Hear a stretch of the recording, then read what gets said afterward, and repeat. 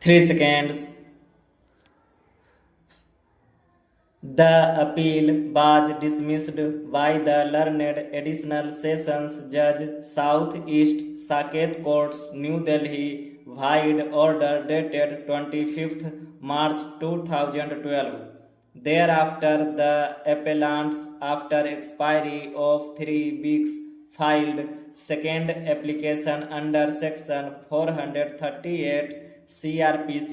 which came to be considered by the learned Additional Sessions Judge to South East New Delhi, who allowed the same by the impugned order dated 10th March 2012.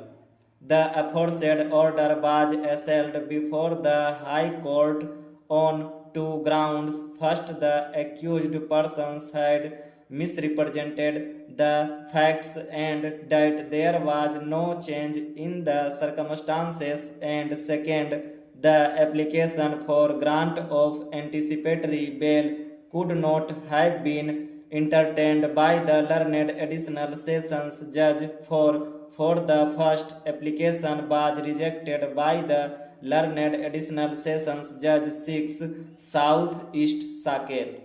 The High Court referred to certain decisions with regard to the parameters for grant of anticipatory bail, absence of change of circumstances, conduct of the accused persons in the manner in which they had executed the agreement for sale, the need for custodial interrogation, and the impropriety in view of the fact that another court had entertained the application for consideration, despite the fact that the first application was earlier rejected by another court, and analyzing these aspects set aside the order for grant of bail. It is necessary to state here that the High Court has drawn a distinction between an order passed which is preserved in nature, inviting the wrath of impropriety, and a cancelling order of bail due to supervising circumstances after the grant of bail. We have heard the learned senior counsel for the appellants, learned ASG for the estate of NCT of Delhi, and the learned counsel for the informant, the second respondent.